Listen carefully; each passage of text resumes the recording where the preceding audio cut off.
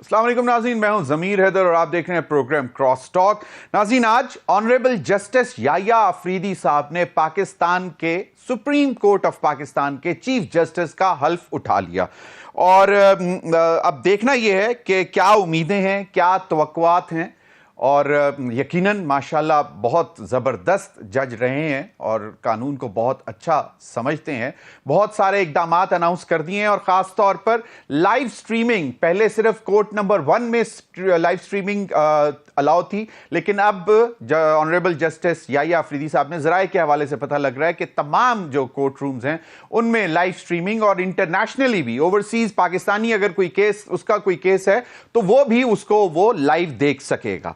नाज़रीन, दूसरी जानिब अब 26वीं आईनी तरमीम के बाद ऑनरेबल जस्टिस याह्या अफरीदी साहब चीफ जस्टिस बन गए, लेकिन अब 27वीं तरमीम की बाज़गश्त सुनाई दे रही है। लेकिन मौलाना फजलुर रहमान साहब कहते हैं कि जनाब ये कोई मजाक है, हम देखते हैं कि कैसे 27वीं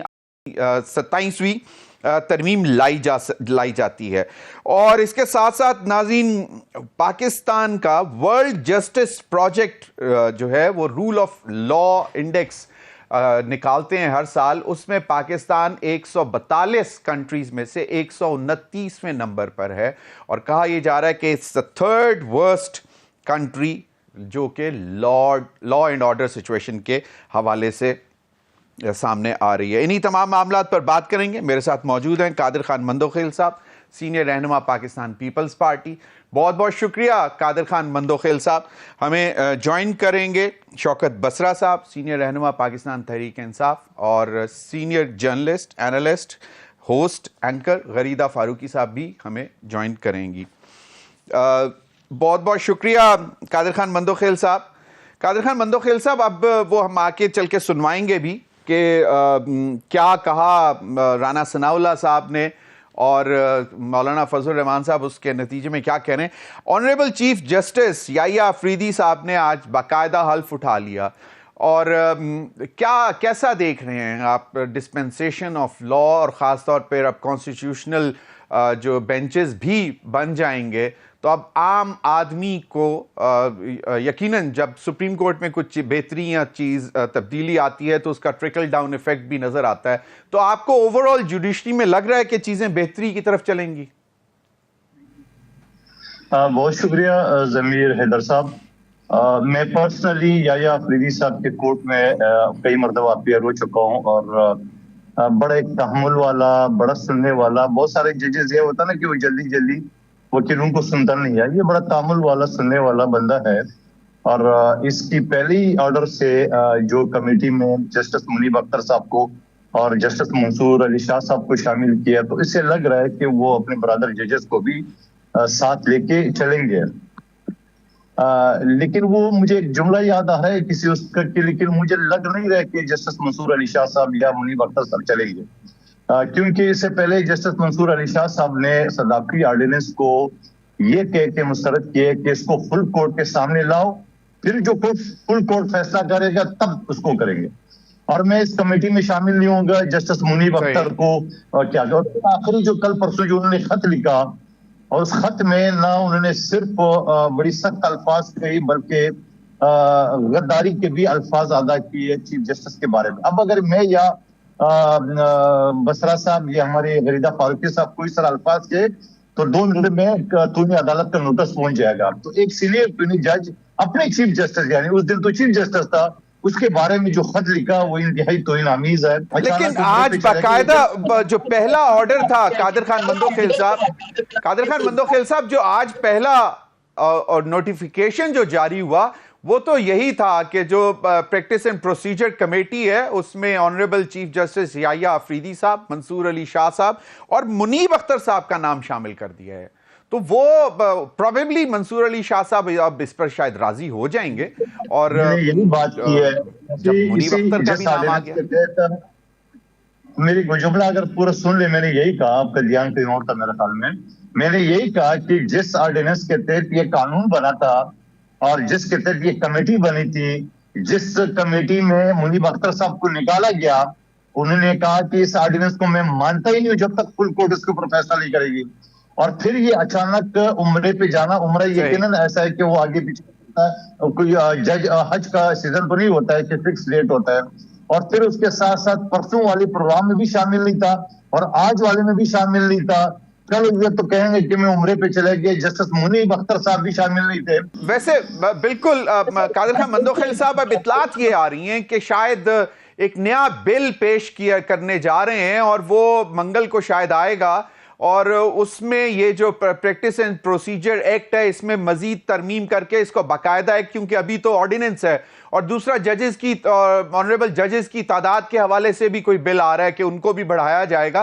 तो हो सकता है उसमें जो अभी जब तरमीम आएगी तो वो काबिल कबूल हो मंसूर अली शाह साहब को।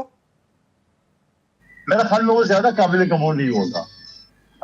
गरीदा साहबा मेरी बात की तस्दीक करेंगी कि इससे पहले ये जो प्रैक्टिस एंड प्रोसीजर जो कमेटी है इसमें अरकान की तादाद 5 रखी गई है, बाद में इसको 3 रखा गया। तो आप कहते हैं कि मजीद उसको काबिल कबूल होगा, मैं कहता हूं हो सकता है ये वाला काबिल कबूल हो, अगला वाला तो बिल्कुल नहीं होगा, क्योंकि पहले भी ये तजवीज थी कि 5 जजेस जो है ना फैसला करेंगे, जो मोस्ट नहीं आ रहा है। सही, लेकिन देखें सबसे बड़ा कादिर खान मंदोखिल साहब, जो सबसे बड़ा इस वक्त चैलेंज है वो यही है कि Pakistan 3rd worst country for law and order security, और ये है world justice project rule of law index के तहत, और पाकिस्तान को 129th रैंक किया गया out of 142 Nations rule of law index में। तो ये एक बहुत बड़ा चैलेंज है, मतलब ना सिर्फ ऑनरेबल चीफ जस्टिस के लिए बल्कि पूरी जुडिशरी के लिए। देखिए, पहले से कहता आ रहा था, और इसकी मेन वजह ये कि जजेस का जो अपॉइंटमेंट था वो शफाफ तरीके से नहीं हो रहा था। मैंने प्रैक्टिकली ये 2021 में पीटीआई के दौर में एक बिल जमा किया था कि एक चपरासी की नौकरी के लिए आप 3 मरतबा इंटरव्यू लेते हो, जात नस्ल जबान पूछते हो, एक हाई कोर्ट का जज आप डायरेक्ट क्यों लेते? यानी एक फर्ज वाइड सुबह का चीफ जस्टिस अपने चैम्बर के लोगों को, भांजे भतीजों को, और इस तरह के वो आप अपॉइंटमेंट करते हो। और फिर वो पार्लियामेंट की कमेटी तो रबर स्टैम्प थी 19वीं तरमीम के तहत, तो ये शफाफ तरीका नहीं था। इस वजह से आप दुनिया में 129 या 141 नंबर पर ये जुडिशल सिस्टम हमारा है।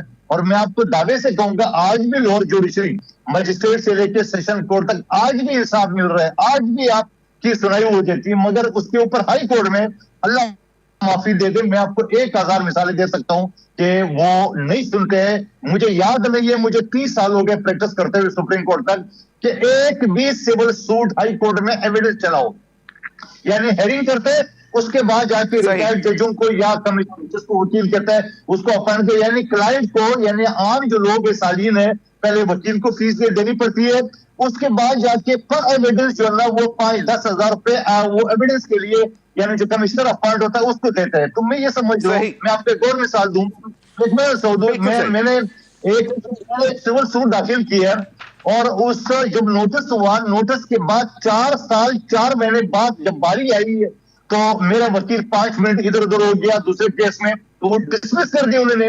तो मैं ये समझ रहा हूँ, इस तरह हजारों में आपको मिसालें दे सकता हूँ। मैं ये समझ रहा हूँ कि हमारी जुडिशरी, बिल्कुल बिल्कुल आपका ख्याल है कादिर खान मंदोखिल साहब, जो मैं समझ पा रहा हूं, कादिर खान मंदोखिल साहब सही, बिल्कुल सही, कादिर खान मंदोखिल साहब जो मैं समझ पा रहा हूं वो ये है कि 126वीं आईनी तरमीम के बाद, 26वीं आईनी तरमीम के बाद ये जो वर्ल्ड जो जस्टिस की जो रिपोर्ट है, प्रोजेक्ट वर्ल्ड जस्टिस प्रोजेक्ट की जो रूल ऑफ लॉ इंडेक्स है, उसमें कोई बेहतरी आएगी। गरीदा फारूकी, बहुत बहुत शुक्रिया ज्वाइन करने का। गरीदा, यकीनन चैलेंजेस हैं जुडिशरी के सामने और कहा यह जा रहा है कि अब क्योंकि टॉप लेवल की जुडिशरी जो है वो बेहतर तरीके से उनकी अपॉइंटमेंट्स होंगी, एक अच्छा माहौल होगा और उसके बाद ये ट्रिकल डाउन होगा लोअर जुडिशरी तक। आपको क्या लगता है कि ये सबसे बड़ा चैलेंज अभी है? और दूसरा, कादिर खान मंदोखिल साहब का ख्याल है कि मंसूर अली शाह साहब का और मुनीब अख्तर साहब का नाम डाल के प्रैक्टिस एंड प्रोसीजर कमेटी में उसका कोई खातिर खा नतीजा नहीं निकलेगा, ये नहीं बैठेंगे, खासतौर पर मंसूर अली शाह साहब का। आपका क्या ख्याल है? आपके सवाल के पहले हिस्से का जवाब तो ये है कि हुस्न ज़न रखना चाहिए, उम्मीद रखनी चाहिए, वरना अब तक 70 साल से ज्यादा हो चुके हैं, 7 दहाइयों से ज्यादा हो चुके हैं। पाकिस्तान का निज़ाम कानून, निज़ाम इंसाफ हमें डिग्रेड होता हुआ नजर आ रहा है। एक रेडी वाला हो या एक छोटा दुकानदार हो, कोई भी गरीब मजदूर हो, कोई गरीब किसान हो, कोई भी गरीब बंदा हो, ज़मीर हैदर साहब, क्या उसको इंसाफ मिलता है? वो बेचारा 10-10, 15-15, 20-20 साल तक जो है ना इंसाफ के लिए धक्के खाता फिरता है, तो वो किसने ठीक करना है? देखिए, जो लोअर जुडिशरी का हिसाब किताब है, जो लोअर जुडिशरी की इस्लाहात हैं, वो आपने, मैंने, पार्लियामान ने तो नहीं करनी ना, वो अदालत ने खुद करनी है। वो किसने करनी है? सुप्रीम कोर्ट ने करनी है। तो सुप्रीम कोर्ट में आज तक वो अदालती इस्लाहात नहीं हो सकी। दूसरा, मुझे बड़ा ये उस वक्त भी अजीब लगा था जब ये 26 अमेंडमेंट पेश की जा रही थी। मैं समझती हूँ कि ये अमेंडमेंट इन इटसेल्फ एक पॉजिटिव अमेंडमेंट है, और बीइंग अ कॉन्स्टिट्यूशनलिस्ट, ज़मीर हैदर साहब, बीइंग अ डेमोक्रेट, मैं हमेशा पार्लियामान की सुप्रीमेसी पे यकीन रखती हूँ। लेकिन मुझे बड़ी हैरत हुई जब मैंने ये सुना कि जी जो मकामी हुकूमतों के बारे में चीजें थी उस पर इत्तेफाक नहीं हुआ, और ये जो जजेस के हवाले से थी कि कौन जज बनेगा, कौन चीफ जस्टिस बनेगा, कैसे बनना चाहिए, इस पर फौरन इत्तेफाक हो गया। और जो अवामी जो लोकल गवर्नमेंट्स के बारे में तरमीम थी, जो MQM लाना चाह रही थी, उस पर कहा गया कि जी मजीद पॉलिटिकल पार्टीज को अभी एतराजात हैं। तो जहां पर इख्तियार अवाम के नुमाइंदों को ट्रिकल डाउन करने की बात आती है, वहां पे इत्तेफाक नहीं हो पाता पॉलिटिकल पार्टीज के अंदर, जिनका काम ही अवाम की खिदमत करना है, जिनका काम ही अवाम को बाइख्तियार बनाना है। उसके लिए कहा गया कि जी हम एक और अमेंडमेंट लेके आएंगे, उसके लिए अभी इत्तेफाक राय नहीं हो रहा। लेकिन ये जो बड़े बड़े इश्यूज हैं जिसमें ज़ाहिर सियासत भी इन्वॉल्व है, इस पे कम से कम हमें हुस्न ज़न रखना चाहिए कि जी अब वाकई अवाम को इंसाफ मिलेगा, अब वाकई अवाम के जो केसेस पेंडिंग है सुप्रीम कोर्ट में वो हल हो जाएंगे। लेकिन देखना पड़ेगा ना, 6 महीनों में, साल में अगर ऐसा ना हुआ तो इस तरमीम पे सवाल उठना शुरू हो जाएंगे ना। कहा तो ये गया था, इस तरमीम के लाने का मुद्दा, ग्राउंड तो यही बिल्ड किया गया था ना ज़मीर हैदर साहब, कि जी इतने आईनी केसेस डेवलप हो जाते हैं, पेंडिंग हो जाते हैं, पाइल अप हो जाते हैं कि जो आम केसेस हैं, अवाम के केसेस हैं, उनको टाइम नहीं मिल पाता। तो 6 महीने या मैक्सिमम साल आप दे के देख लें इस तरमीम के बाद, अगर तो सुप्रीम कोर्ट में अवाम के जो केसेस हैं वो लगना शुरू हो जाएं, उनको इंसाफ मिलना शुरू हो जाए, धड़ाधड़ वो फाइलें जो हैं डिस्कार्ड होना शुरू हो जाए, डिस्कार्ड इन द सेंस कि डिस्पोज ऑफ, यानी कि लोगों को इंसाफ मिल जाए, तो फिर तो वेल एंड गुड, तरमीम बहुत अच्छी है। लेकिन अगर फिर भी ना हुआ, देन व्हाट? और जो मैंने पहले बिल्कुल सही फरमा रही हैं गरीदा, बिल्कुल you have rightly pointed out. लेकिन अभी कहा जा रहा है कि जजेस की तादाद भी बढ़ाने के लिए एक बाकायदा बिल पेश किया जाएगा मंगल को, और प्रैक्टिस एंड प्रोसीजर एक्ट जो है उसमें भी तरमीम लाकर जो अभी तक ऑर्डिनेंस है उसको भी बाकायदा एक्ट के तौर पर, बिल के तौर पर मंजूर करवाया जाएगा। और यकीनन आपने सही कहा, होप तो होनी चाहिए, उम्मीद रखनी चाहिए। अभी वक्त तो एक छोटी सी ब्रेक का, नाज़रीन हमारे साथ रहिए।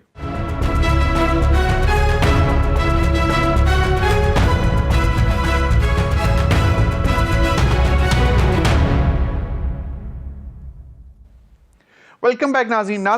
27वीं तरमीम के हवाले से भी मामला चल रहे हैं, और राना सनाउल्लाह साहब ने कुछ खदोखाल भी बताया जिसमें कहा कि मिलिट्री कोर्ट्स होंगे लेकिन मखसूस इलाकों के लिए बनाए जाएंगे, जिस तरह फाटा के इलाके में हो, ताकि जहां पे कोई ज़रूरत हो तो वहीं पर हो। और फिर उन्होंने एक और भी बात की, अभी गरीदा ने हमारे प्रोग्राम में अभी कुछ देर पहले कहा था कि MQM की जो थी, जो तरमीम थी उसको शामिल नहीं किया गया, और उस पर भी राना सनाउल्लाह साहब ने कहा कि वो भी आ सकती है, खासतौर पर डिस्ट्रिक्ट में गवर्नमेंट्स के लिए डायरेक्ट फंड्स देना, और भी बहुत सारी चीजें हैं। 27वीं तरमीम आ सकती है लेकिन कंसेंसस से। मौलाना फजलुर रहमान साहब ने गुज़िश्ता रोज इस हवाले से क्या कहा था, ये जरा सुन लें। कुछ मैं जरा थोड़ा सा चू सुन रहा हूँ कि कोई और 27वीं तरमीम आ रही है, जो इसमें नहीं हो सका वो किया जाए। तुम्हारा बाप भी नहीं करके दिखाओ जरा, और फिर अपना हश्र देख लो कि तुम्हारा क्या हश्र किया जाए। इस तरह भी आसान नहीं है कि आप आराम से कोई तरमीम लाएंगे और हम चूड़ियां पहनकर घरों में औरतों की तरह बैठे रहेंगे, ये भी नहीं होगा इंशाल्लाह। जी नाज़रीन, शौकत बसरा साहब ने भी हमें ज्वाइन कर लिया। बसरा साहब, कोई कमेंट कि क्या ये अब 27वीं तरमीम, क्योंकि मौलाना फजलुर रहमान साहब ने कहा था कि आपका भी दिल रखा गया है 26वीं आईनी तरमीम में, अब आपको क्या लगता है कि आइंदा आने वाले दिनों में आप कुछ सपोर्ट करेंगे? ज़मीर हैदर साहब, ये सरजमीने बेआइन है, जंगल का कानून है, सारा फॉर्म 47 का जाली निज़ाम है, तो जाहिर है कि जो लोग आवाम के नुमाइंदे नहीं होते वो आवाम को जवाबदेह भी नहीं होते। लेकिन मैं ये समझता हूँ कि चीफ जस्टिस याहिया अफरीदी साहब उन्होंने आज हलफ लिया है। हमें बेशक 26वीं एनवी तरमीम पे इतराज़ ही ये है कि ये जो जाली हुकूमत है, इन्होंने जालसाजी के जरिए ये आइन पर हमला किया है, आज़ाद अदलिया पर हमला किया है। बहरहाल चूंकि चीफ जस्टिस याहिया अफरीदी साहब से हमें कोई इख्तिलाफ नहीं है, उनके लिए सबसे बड़ा चैलेंज ये है कि इस वक्त ये जो बच्चा पाकिस्तान का, उसको पता है कि पाकिस्तान में सदर जाली, वजीर आजम जाली, वज़ीर आला जाली, चेयरमैन सेनेट जाली, स्पीकर जाली, MNAs MPs जाली। तो मेरा ख्याल में अगर चीफ जस्टिस याहिया अफरीदी अगर इसमें एक बात कर लो अगर इस फॉर्म 47 के जाली निजाम को के खात्मे में इंसाफ देंगे या इंसाफ करेंगे, तो ना सिर्फ उनका नाम पाकिस्तान की तारीख में सुनहरी हरूफ में लिखा जाएगा, बल्कि पाकिस्तान की आवाम जिनका अदलिया पे और अदालतों पे इत्मीनान बिल्कुल खत्म हो चुका है, शायद उसको बहाल उन्हें करने में भी कुछ मदद मिले। क्योंकि जिस तरह चीफ जस्टिस काजी फायज ईसा साहब सही, लेकिन अब देखें, अब एक उम्मीद, बस शौकत बसरा साहब एक उम्मीद तो है ना कि शायद बेहतरी भी आ सकती है नए ऑनरेबल चीफ जस्टिस साहब के आने से। और दूसरा ये कि ये जितनी चीजें आपने अभी गुनवाई हैं कि ये जाली तो वो जाली तो वो झूठ, ये तो अब हो चुका हुआ है, माने या ना माने। अब आप इसको यहां तो अदालतों में जाके चैलेंज करेंगे, वहां लड़ाई लड़ेंगे, या आइंदा इंतखाबात में 2/3 मेजॉरिटी ला के आप अपने तौर पर खुद इनको तब्दील कर दीजिएगा। लेकिन तब तक फाबेहा ये आपको मानना पड़ेगा। लेकिन अभी मुझे बताएं कि 27वीं तरमीम के हवाले से अगर जो जिस किस्म, सर क्विकली, क्योंकि आप जरा थोड़ा ताखीर से आए हैं, मुझे अभी आगे भी चलना। सर जमीर भाई, मैंने तो बात ही चीफ जस्टिस साहब की है, सुप्रीम कोर्ट की है, और मैंने कहा है कि ये सबसे बड़ा चैलेंज सुप्रीम कोर्ट के चीफ जस्टिस साहब के लिए है। हमारी वहां पर हमने पिटीशंस डाली हुई हैं मिलिट्री कोर्ट्स के खिलाफ, इस फ्रॉड इलेक्शन के खिलाफ, जो इंसानी हकूक का जनाजा निकाला जा रहा है उसके खिलाफ। तो हमारी तो ऑलरेडी, और 9 मई के अलावा 9 मई जो हम क्या उसके हमारी एप्लीकेशन मौजूद है। हम तो चाहते ही हैं कि चीफ जस्टिस साहब उनके ऊपर फुल कोर्ट बनाए और उसमें दूध का दूध पानी का पानी हो जाए, ताकि ये जो जाली निजाम इस वक्त 27वीं तरमीम की बात कर रहे हैं या और फ्रॉड तरमीम के जरिए अपने जाली निजाम को बचाना चाहते हैं, तो वो ना हो। सही, बिल्कुल सही फरमाया। कादिर खान मंदोखेल साहब, आपको मैंने राना सनाउल्लाह साहब की भी बात भी सुनवा दी और मंदोखेल साहब की लाइन ड्रॉप हो गई। गरीदा, आपने बसरा साहब की बात सुन ली, वो कहते हैं कि हमें भी उम्मीद है, लेकिन हम चाहेंगे कि जो कुछ हुआ है ये सब अंडू हो जाए। तो इस पर जरा कमेंट कर दें। और दूसरा, 27वीं आईनी तरमीम के हवाले से राना सनाउल्लाह साहब ने जो बात की और जो मैंने कुछ आपको बताई भी हैं, जिसमें आपका भी कंसर्न जो था वो भी शायद इस दफ़ा 27वीं तरमीम में शामिल कर रहे हैं, और MQM को शायद पहले उनको यकीन दहानी भी कराई गई थी। और दूसरा, मौलाना फजलुर रहमान साहब जो लाइन ले रहे हैं, जो अभी तक लाइन ले रहे हैं, आपको क्या लगता है कि ये भी सेल थ्रू हो सकेगी 27वीं तरमीम? जमीर साहब, तरमीम करना तो पार्लियामान का हक है, जिस वक्त भी करें, जिस तरह की मर्जी करें, चाहे उनके पास 2/3 अक्सरियत हो जाए, नंबर्स पूरे हो जाए, तो किसी भी हुकूमत का ये आईनी हक है, जमहूरी हक है, पार्लियामानी हक है। इससे ना आप रोक सकते हैं, ना मैं रोक सकती हूँ, ना कोई जज रोक सकता है, ना कोई और रोक सकता है। तो ये तो एक चीज डिसाइड हो गई कि तरमीम करना किसी भी हुकूमत का हक है। अब वो तरमीम मकासद क्या है, उससे फायदे क्या होते हैं, जिस तरह मैंने पहले कहा कि जो MQM की तजवीज थी अवामी हुकूमत के हवाले से, लोकल गवर्नमेंट के हवाले से, जो वो चाह रहे थे, वो बड़ी जबरदस्त है, बहुत अच्छी है। और हमने देखा है कि 18वीं तरमीम के बावजूद ट्रिकल डाउन इफेक्ट नहीं आया। फेडरेशन में तो बढ़ गए इख्तियारात, जो कि बहुत अच्छा है कि विफाक से सारे इख्तियारात जो सेंट्रलाइज्ड हुए थे वो प्रोविंसेस को चले गए, लेकिन प्रोविंसेस में भी सेंट्रलाइज्ड होके रह गए और वहां से ट्रिकल डाउन नहीं हुए, वहां से डाइवर्ट एंड डिवाइड नहीं हुए towards the people, towards the public, towards the local government institutions. तो वहां पे आके स्टक हो गया। अब वो कौन स्टक? अब NFC का बड़ा शोर मचाया जाता है, लेकिन जो PFC है उस पर कोई बात नहीं करता। NFC के पैसे लेने के लिए तमाम हुकूमतें, तमाम सियासी जमातें A to Z राजी हो जाती हैं, उस पर झगड़ा भी करती हैं, उस पर नाराज भी हो जाती हैं। लेकिन जहां PFC की बात आती है कि कितने पैसे किस सूबे के फंड में मौजूद है, वहां से नीचे लोकल गवर्नमेंट को कितने गए, कोई इस पे बात नहीं करता। तो होना तो ये चाहिए था कि आप जो लोकल गवर्नमेंट की चीज, अमेंडमेंट, जो भी कानून, जो भी आइन में तरमीम आप लाना चाहते थे लोकल गवर्नमेंट के हवाले से, वो आप 26 अमेंडमेंट में लेके आते, ताकि एक पूरा पैकेज, पूरा जो एक बुके था उसमें अवाम को भी नजर आता कि हाँ ये चीज बराह रास्त हमारे मफाद में है। दूसरी चीज इनडायरेक्टली हमारे मफाद में है, लेकिन ये डायरेक्टली हमारे मफाद के लिए हुक्मरान या सियासी जमातें कुछ कर रही हैं। अब 27वीं तरमीम अगर आती है, उसमें फौजी अदालतें भी अगर शामिल हो जाती हैं, तो इससे मेरा ख्याल है कि वो गलती हुकूमत को नहीं दोहरानी चाहिए जो 26 अमेंडमेंट के तौर पे दोहराई गई थी कि जी आपने बगैर कंसल्टेशन के, बगैर कंसेंसस के आप लेके आ गए और उसके बाद एक रात जो 1.5 महीना पहले, 2 महीने पहले आपको पसूड़ी पड़ गई, कि आपको इतनी सुबकी, इतनी आपको इंसल्ट बर्दाश्त करनी पड़ी कि आप आ रहे हैं, जा रहे हैं और कोई मान नहीं रहा। मौलाना अलग खफा हो गए, पाकिस्तान तहरीक इंसाफ की एप्रीहेंशंस अलग से हो गई। आपको लग रहा है कि 27वीं तरमीम would be more challenging for the government?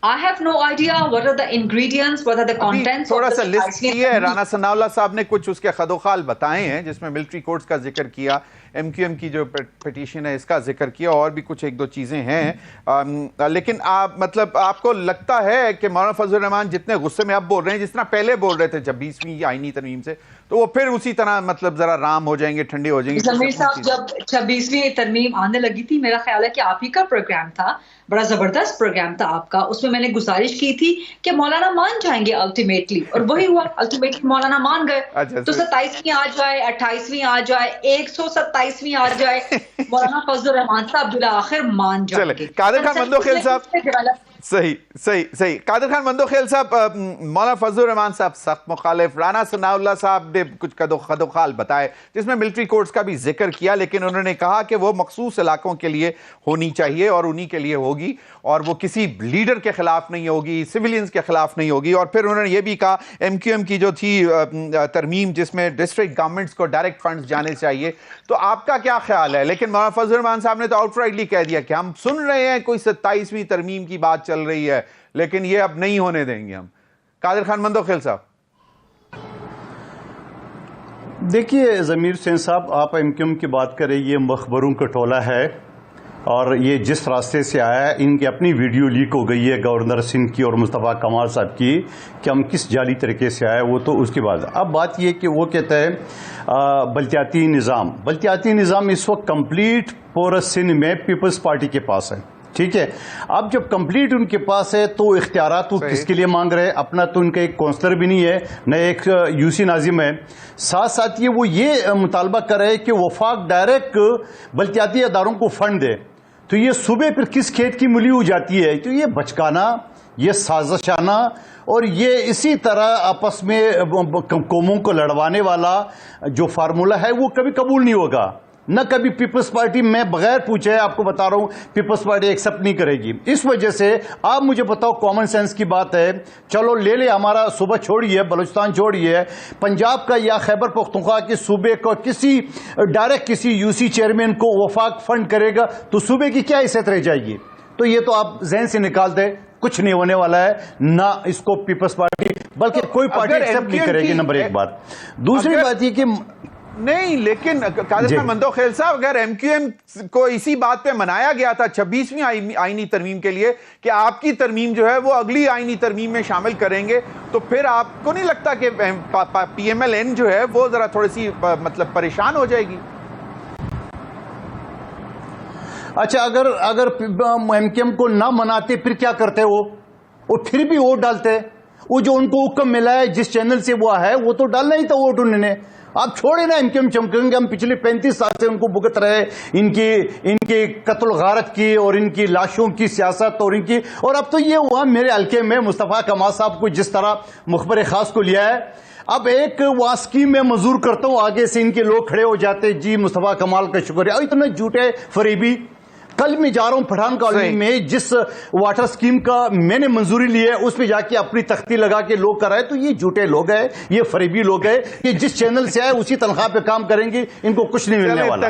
दूसरी बात जो अपने मोहतरम हमारे बसरा साहब ने जो बात की है, बसरा साहब ने बात की है, सुन ले, ये मैं जुमला कंप्लीट होने दे। बसरा साहब ने जो उम्मीद लगा के बैठा है सुप्रीम कोर्ट से, माशाल्लाह ये वकील भाई हमारे, इनको ये पता होना चाहिए कि इलेक्शन के बाद किसी को एतराज होता है वो कोई सुप्रीम कोर्ट हाई कोर्ट में केस नहीं जाता है, वो इलेक्शन ट्रिब्यूनल में जाता है। और मैं उस कमेटी का हिस्सा था पिछले असेंबली में पार्लिमानी अफेयर्स का, जहां 6 महीने के अंदर फैसला होना था। फिर 6 महीने के अंदर फैसला हुआ तो मेरे ट्रिब्यूनल में केस चल रहा है, तो मैंने जज साहब को यह बोला, सिंध हाई कोर्ट के जस्टिस को, कि जनाब 6 महीने टाइम था, 8-9 महीने हो गए, अभी तो आपका केस शुरू नहीं हुआ। तो बड़ा खूबसूरत जवाब दिया उन्होंने, गरीदा फारूकी साहब का जवाब इसके अंदर शामिल है। और आप भी इस दफा भी तो गए हैं, आप भी तो अच्छा जुमला तो मुझे कमल कर दे जमीर साहब, पूरी बात सुनते नहीं हो आप। जब वो मैंने जस्टिस साहब से सवाल किया कि ये तो 6 महीने का कानून है, आप तो 8-9 महीने शुरू नहीं, तो कहने लगे फिर आप मेरे चीफ जस्टिस कहते मुझे कोई और केस ना दे। तो यकीनन गरीदा फारूकी साहब जो सवाल करें वो मसला हल होगा, इस वजह से कि जब ट्रिब्यूनल को आप सिविल सूट पिटिशन नहीं देंगे, सिर्फ इलेक्शन का ट्रिब्यूनल देंगे, तो 6 महीने क्या वो 6 दिन में ऑल कर सकता है। और इसी तरह हाई कोर्ट्स में, तमाम हाई कोर्ट्स में बिल्कुल सही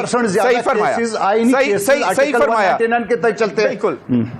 बिल्कुल मंदोखिल साहब आपने सही फरमाया। मैं जरा क्विक कमेंट लूंगा शौकत बसरा साहब से। बसरा साहब, राना सनाउल्लाह साहब कहते हैं कि इमरान खान अपने रवैये की वजह से ना सिर्फ अपना बल्कि अपनी मुल्की सियासत का भी नुकसान कर रहे हैं। और फिर उन्होंने कहा कि अली अमीन गंडापुर कभी इमरान की बात मानते हैं तो कभी रुख दूसरी तरफ कर लेते हैं। क्विक कमेंट बसरा साहब। राना सनाउल्लाह को अपने सियासी कद के मुताबिक बात करनी चाहिए। राना सनाउल्लाह जिसकी सियासी जमात का सरबराह मियां नवाज शरीफ है, वो अगर खुद हार गया है तो इन सियासी बहुनों की क्या हैसियत है, इसलिए मैं इनकी बात का क्या जवाब दूं। दूसरी बात तो मेरे ख्याल में मंदोखेल साहब ने मसला ही हल कर दिया है। जो बात हम कहते थे, मंदोखेल साहब ने तो दरिया को पूजे में बंद कर दिया है। उन्होंने कहा है कि MQM जो है ये जाली तरीके से जीत कर असेंबली में आई है, ये कातिल है, ये डाकू है, ये चोर है, ये वर्जन है मंदोखेल साहब का। अगर यही बात तो हम कहते हैं कि अगर आप मुझे बताइए 18 से 20 सीटें हैं MQM की, अगर वो जाली तरीके से जीत के आए हैं तो क्या जो हम बात कहते हैं कि ये फार्म 47 की जाली हुकूमत है, क्या वो गलत बात है? दूसरी बात, मैं तो हैरान हूं अपने दानिश्वरों से और तजिया निगारों से। वो कहते हैं कि आप 26वीं तरमीम करें, आप 27वीं करें, आपका हक है। हाँ, हक वहां पे होता है जहां पे अवाम की पार्लियामेंट हो, अवाम के नुमाइंदे हों। यहाँ पर कौमी असम्बली नामुकम्मल, सेनेट सूबा खैबर पख्तूनख्वा की नुमाइंदगी नहीं, सेनेट नामुकम्मल। हमें वहां पर ना 2/3 अक्सरियत सेनेट में ना कौमी असम्बली में। काजी फयाज ईसा साहब क्या पाकिस्तान की तारीख का दिमाग और जबरदस्त जज था, जिसने 263A के जरिए इन हुक्मरानों को, जो पहले फार्म 47 के जरिए कहा, अगर आपकी मतलूबा तादाद पूरी नहीं होती है तो आप खरीदो फरोख्त करें, आप लोगों की कीमत लगाएं। अगर वहां भी मसला हल ना हो, फिर लोगों की माओ बहनों बेटियों को उठाएं, फिर आप तरामीम करवाएं। और आपने देखा कि किस बहू को नहीं उठाया गया। अच्छा, बात तो सुन लें। बाकी रही बात 27वीं तरमीम की, मैं फिर कह रहा हूं ज़मीर हैदर साहब, मैं फिर कह रहा हूं आपको, इस वक्त पाकिस्तान जो आज 76 साल से इतने बुरे हालात में शायद कभी नहीं गया था। मैं तो उस वक्त छोटा था जब सुना पाकिस्तान बना है। हमारी माओ बहनों बेटियों ने अपनी इज्जतों की कुर्बानियां दी, यहाँ पर हमारे बुजुर्गों ने अपनी खून के नजराने दिए। आज 76 साल बाद, शौकत बसरा साहब, बिल्कुल शौकत बसरा साहब, चलें, आपका पॉइंट आ गया। मुझे मेरे पास बिल्कुल वक्त खत्म हो रहा है। मैं गरीदा फारूकी से क्विक कमेंट लेता हूं। गरीदा, आप वो तो उन्होंने कह दिया कि जी राना सनाउल्लाह साहब की स्टेटमेंट का कोई वजन नहीं है। योर टेक ऑन इट कि क्या वाकई इमरान खान अपने साथ अपनी मुल्क की सियासत का भी नुकसान कर रहे हैं, और अली अमीन गंडापुर इज ही लाइक दो तरफा? आपकी सारी बातों में कोई शक नहीं है ज़मीर हैदर साहब। मेरा ख्याल है कि अगर आपके पास वक्त कम रह गया है तो यही मेरा एक क्विक रिस्पॉन्स हो सकता है, if you have to go to the break. Imran Khan साहब ने अपनी जिद और अपने नॉन फ्लेक्सिबल एटीट्यूड की वजह से, किसी सियासतदान में ये एटीट्यूड नहीं होता, ये बिहेवियर, ये कंडक्ट नहीं होता। आप फ्लेक्सिबिलिटी दिखाते हैं जहां पर आप मिलिट्री स्ट्रैटेजी में भी रिट्रीट करते हैं ना। जब आप देखते हैं कि आपको फलां चीज में, फलां जंग में, फलां लड़ाई में आपको नुकसान ज्यादा है, आप रिट्रीट कर लेते हैं अपने फायदे के लिए। यही आपको इस्लाम की हिस्ट्री भी सिखाती है कई जंगों में रिट्रीट किया गया, नबी अकरम सल्लल्लाहु अलैहि वसल्लम के जमाने में किस तरह रिट्रीट किया गया। बिल्कुल। तो ये चीजें आपको ये सब मिलिट्री स्ट्रैटेजी का, पॉलिटिकल स्ट्रैटेजी का एक माइंडसेट होता है। बिल्कुल, आप तीनों हजरात का बहुत बहुत शुक्रिया। नाज़रीन, वक्त हुआ एक ब्रेक का। ब्रेक के बाद हाजिर होंगे तो जरा मुल्क की माशी सूरत हाल का जायजा लेंगे और हमारे साथ होंगे डॉक्टर आबिद क़य्यूम सुलेरी साहब, executive director SDPI। Stay with us.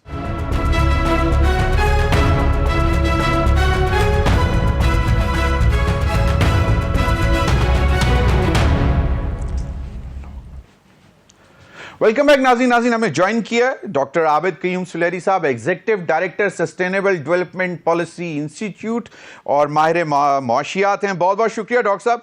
Doctor साहब, गुज़िश्ता रोज़ बड़ी हेक्टिक मीटिंग्स हुई वाशिंगटन में, जहां पर हमारे वज़ीर ख़जाना भी मौजूद हैं, गवर्नर स्टेट बैंक भी मौजूद थे, और वहां पे उन्होंने अच्छी रोज़ी पिक्चर जो है वो पोर्ट्रे की। लेकिन IMF की तरफ से जो बात की गई, उन्होंने कहा कि पाकिस्तान को इस वक्त सबसे ज्यादा जरूरी जो इंपॉर्टेंट चीज है वो है फिस्कल सस्टेनेबिलिटी, और उन्होंने कहा कि इसको फिस्कल सस्टेनेबिलिटी को एड्रेस करने के लिए लॉन्ग अवेटेड फिस्कल इश्यूज को रिजॉल्व करना होगा, उनको इंप्रूव करना होगा। सर, ये कौन से हैं लॉन्ग अवेटेड फिस्कल इश्यूज जो कि 12 मरतबा IMF हर प्रोग्राम के साथ अटैच करता है? जमीर भाई, मेरा ख्याल है पिछले 10-12 सालों में आप भी इन इश्यूज को कवर कर रहे हैं और मेरे जैसे बहुत से लोग इन इश्यूज पे बात कर रहे हैं। अगर हम IMF के पिछले 4-5 प्रोग्राम उठा के देख लें, सिर्फ मौजूदा हुकूमत और PTI के नहीं, उससे भी पीछे चले जाएं, तो चंद इश्यूज हैं जिनकी तरफ IMF बार बार इशारा करती रही। IMF कहती रही कि आपकी आमदनी कम है, आपके अखराजात ज्यादा हैं।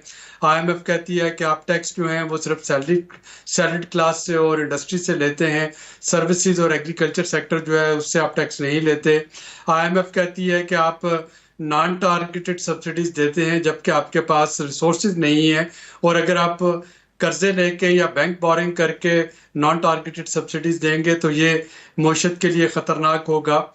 इसी तरह से जो लॉस मेकिंग एंटरप्राइजेज है उनके बारे में IMF की जो नसीहतें थी वो बड़ी वाज़ेह हैं। शौकत अजीज जब वजीर ख़जाना थे उस वक्त से पाकिस्तान स्टील मिल की जो प्राइवेटाइजेशन है उसका सिलसिला शुरू हुआ था और अभी तक वो चल रहा है। इसी तरह से PIA का खसारा। IMF कहती है कि आप बिजली जो है वो महंगी बनाते हैं या आपके जो मुआदे हैं वो महंगे हैं और आप उसको सस्ता नहीं बेच पाएंगे, या अगर आप गैस महंगी लेते हैं तो सस्ती नहीं बेच पाएंगे, उसकी कॉस्ट जो है वो रिकवर की जाए, वगैरह वगैरह। अब ये वो सारी चीज़ें थी जो कि आज से जो चंद प्रोग्राम पहले, यानी आज से 5-7-10 साल पहले ये चीज़ें हुकूमत वादा करती थी कि हम करेंगे, IMF आपको कर्जा दे देती थी।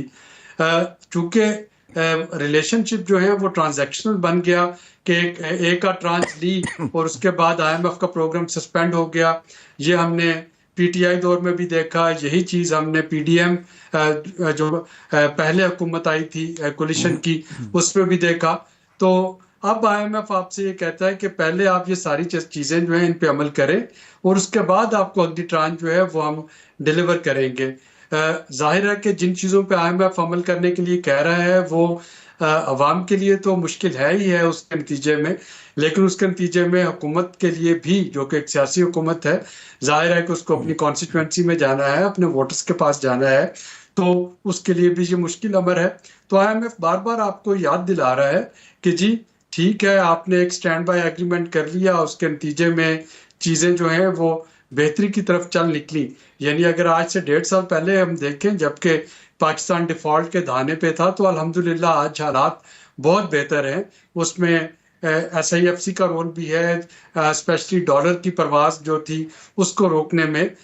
उसमें हमारी जो सिविलियन और मिलिट्री लीडरशिप है उन्होंने मिलकर डॉलर की स्मगलिंग को, डॉलर की होल्डिंग को और मनी एक्सचेंज जो थे उनकी माल प्रैक्टिसेस को काबू में लाए। वो आज सूरत हाल बहुत बेहतर है 1.5 साल पहले से, लेकिन अभी भी इतनी बेहतर नहीं हुई कि हम ये पुरानी रविश पे जा सके। सही। और IMF आपको यही याद दिला रहा है कि पुरानी रविश पे मत जाइएगा। सही। अगला प्रोग्राम अगर आपको करना है तो फिर अपनी फिस्कल कंसोलिडेशन पे फोकस करते रहें। सही।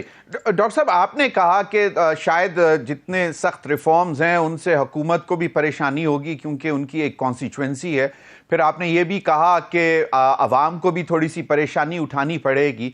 तो फिर किस बेस पे हम कहते हैं कि जी 38% इन्फ्लेशन रेट से अब वो 6.9, गवर्नर स्टेट बैंक ने अगले रोज वॉशिंगटन में कहा कि जी it has come down to 6.9%।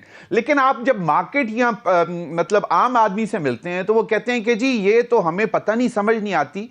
तो ये मेरे नजदीक जो मुझे समझ आती है वो ये है कि ग्रोथ इन प्राइसेस जो है वो श्रिंक कर गई है टू 6.9%, बट द प्राइसेस जो कि बढ़ चुकी हैं वो वहीं पे होवर कर रही हैं। Is it true sir? आप बिल्कुल दुरुस्त फरमा रहे हैं। इन्फ्लेशन परसेंटेज का कतई ये मतलब नहीं कि 38% से 6% पे आने का मतलब कि कीमतें जो हैं वो जो है पिछले को 32% नीचे आ गई हैं। उसका सिंपल ये मतलब है कि जिन चीजों की कीमतें पिछले साल 38% तक बढ़ चुकी थी, इस साल उनकी कीमतें, यानी पिछले साल भी कीमत तो वही रही, इस साल उसमें सिर्फ 6% का इजाफा हुआ है। ये नहीं हुआ कि उसमें 38% मजीद इजाफा हो गया। तो इजाफा तो है, लेकिन वो जिस तेजी के साथ इजाफा पिछले साल देखने में आ रहा था उससे जाहिर है कि बहुत बेहतर है। आपने देखा पिछले 3-4 जो सहमाहियां हैं उसमें पेट्रोल जो 15 वाड़े हैं उसमें पेट्रोलियम की कीमतें जो थी उनमें मुसलसल कमी आती रही अनटिल के ये जो एक इशू बना लेबनान और ईरान के अटैक्स के बाद, थोड़ा सा जो पिछले दफा डीजल की कीमत बढ़ानी पड़ी क्योंकि इंटरनेशनल मार्केट में रातों रात वो कीमत सर्च कर गई थी। तो वो तेल की कीमतें जो है वो तो आदमी मंडी से जुड़ी हैं, लेकिन बाकी कीमतों में उस तरह से इजाफा नहीं हो रहा जैसे पिछले साल इजाफा हो रहा था। इसका बिल्कुल ये मतलब नहीं कि इजाफा नहीं हो रहा, इजाफा हो रहा है, लेकिन जैसा कि आपने फरमाया कि इजाफा उस तरह से नहीं है। लेकिन इसका ये मतलब भी नहीं कि कीमतें कम हो गई हैं। कीमतों में जाहिर है कि बढ़ोतरी हुई है और यही चीज है जो कि पिंच कर रही है इस वक्त कंज्यूमर को।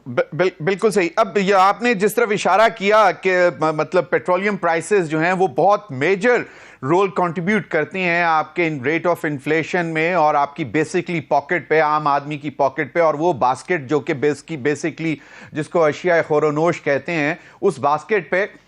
लेकिन अभी जो गुज़िश्ता रोज फिर दोबारा अटैक्स शुरू हो गए हैं, ईरान के ऊपर टारगेटेड अटैक्स हो रहे हैं, तो आपको लगता है कि इंटरनेशनल मार्केट में अब ऑयल प्राइसेस मजीद सर्ज करेंगी in the background of this attack?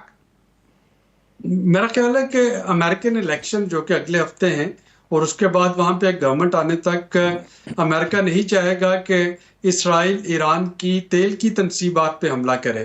सही। और अगर इसराइल ईरान की तेल की तनसीबात पे हमला नहीं करता तो फिर आलमी मंडी में कोई तेल की कीमतें बढ़ने के चांसेस नहीं है। चांसेस खुदा न खास्ता अगर ये एस्केलेशन इस लेवल पे पहुंच जाती है कि इसराइल जो है वो ईरान की चंद रिफाइनरीज को हमला करके उनको मेजर डैमेज कर दे, तो जाहिर है कि एक जो मेजर सप्लाई लाइन है वो चोक हो जाएगी, रुक जाएगी और उसके नतीजे में जो तेल की कीमतें हैं वो एकदम से बढ़ेंगी। दूसरा, बदकिस्मती से हमें ऐसा नजर नहीं आ रहा कि इसराइल की जो इस वक्त एनेक्सेशन की पॉलिसी है या वो जिस तरीके से अपने हमसायों पे जारहियत कर रहा है उस पर कोई और इस्लामी मुल्क उसमें कूद रहा हो। तो वो जो एक शुरू में खतरा था कि शायद इसमें पूरा मिडल ईस्ट इस आग में लपेट में आ जाएगा, तो उसका इम्पैक्ट ज्यादा नजर आता होता, उसका इम्पैक्ट ज्यादा होता, अगर वो नजर आता नहीं आ रहा।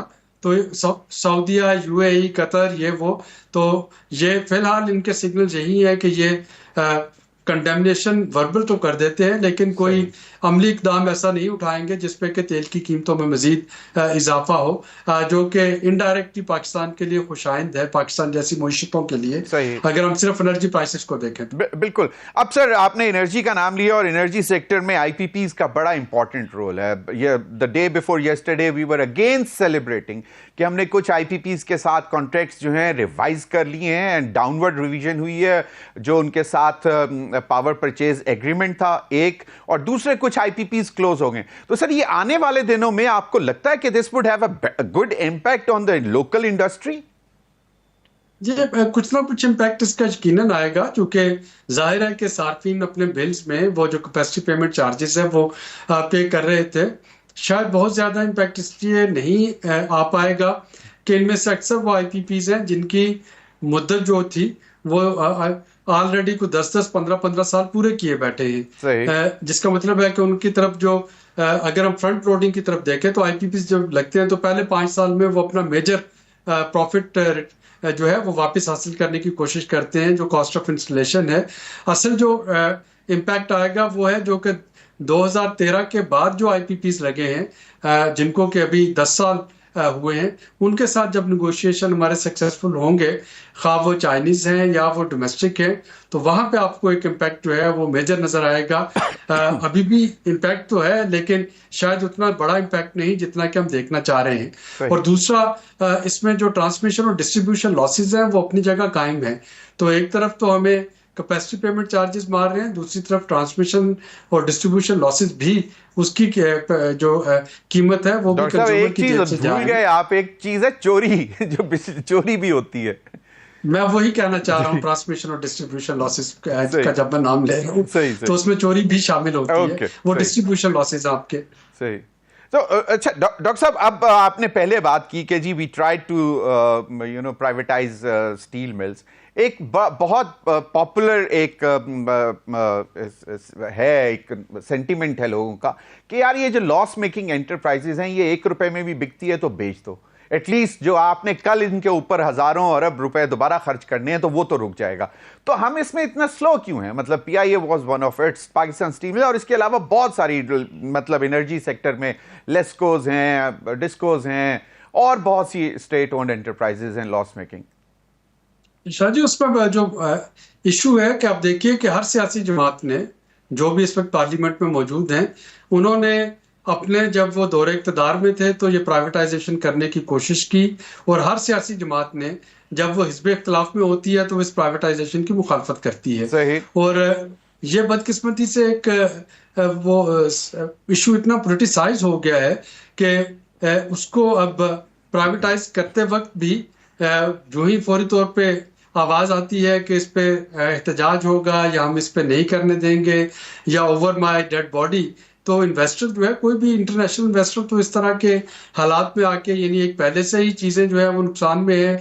दूसरी तरफ अगर प्राइवेटाइजेशन में आपका एक मेजर जो पॉलिटिकल फोर्सेस हैं और मेजर जो उसमें स्टेक होल्डर्स हैं, अगर वो उसकी मुखालफत शुरू कर देते हैं तो जाहिर है कि एक तो इन्वेस्टर जो है वो डरता है। दूसरा, पाकिस्तान में जो डोमेस्टिक इन्वेस्टर है वो गिने चुने हैं, 2-3 बड़े नाम हैं जो कि इस लेवल की प्राइवेटाइजेशन की बोली में हिस्सा लेंगे, और जो ही वो हिस्सा लेंगे तो फौरन वहां पे भी एक स्कैंडल आ जाएगा कि अच्छा बिल्कुल फेवर किया गया है कि नहीं किया गया। So that these are the challenges, but you are मतलब बट आप समझते हैं कि we should dispose them off immediately, मतलब कि जो जितना ब्लीडिंग हो रही है आपके केस टू केस बेसिस पे इनको हमें डिस्पोज ऑफ करना चाहिए। क्योंकि मैं सिर्फ अगर आप पीआईए का ही देखें और उसको बिस्प के एनुअल बजट से आप कंपेयर करके देख लें तो आपके कई बिस्प हैं जो कि इन लॉस मेकिंग एंटरप्राइजेस की नजर जा रहे हैं। यानी आप जो एक तरफ हम कह रहे हैं कि आईएमएफ के नतीजे में जो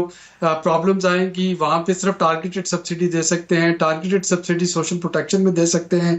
सोशल प्रोटेक्शन के लिए आपके पास एक हद से ज्यादा पैसे मौजूद नहीं है दे सके, और दूसरी तरफ ट्रिलियंस ऑफ रुपीस जो है वो इन ब्लैक होल्स में हम झोंक रहे हैं। सही। तो हमें थोड़ा सा इसको बैलेंस करना होगा, बैलेंस करना पड़ेगा। डॉक्टर साहब, मेरे पास वक्त कम है, जरा क्विकली 1-2 चीजें हैं, जरा क्विकली मुझे बता दें। एक आईएमएफ प्रोजेक्ट्स 2.4% ग्रोथ, मतलब हमने उनके साथ एग्री किया इन दिस फिस्कल।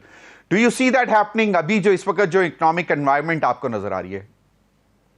जमीर, इसमें 3 चीजें हैं जो कि हमारी फिस्कल जो ग्रोथ को मुतासर करती हैं। 2 तो एक्सटर्नल है, एक इंटरनल है। तेल की कीमतें हमने पहले डिस्कस कर ली, तेल की कीमतें will be a major factor अगले 6 महीनों में भी, ताकि हमें पता चले कि जीडीपी कैसे ग्रो करती है। और सेकंड क्लाइमेट चेंज है। आपका जो एग्रीकल्चर की सारी ग्रोथ है वो डिपेंड करती है रबी और खरीफ की फसलों पे। गंदम की फसल कैसी होती है, चावल की फसल कैसी होती है, कपास की फसल कैसी होती है, और ये 2 एक्सटर्नल फैक्टर है।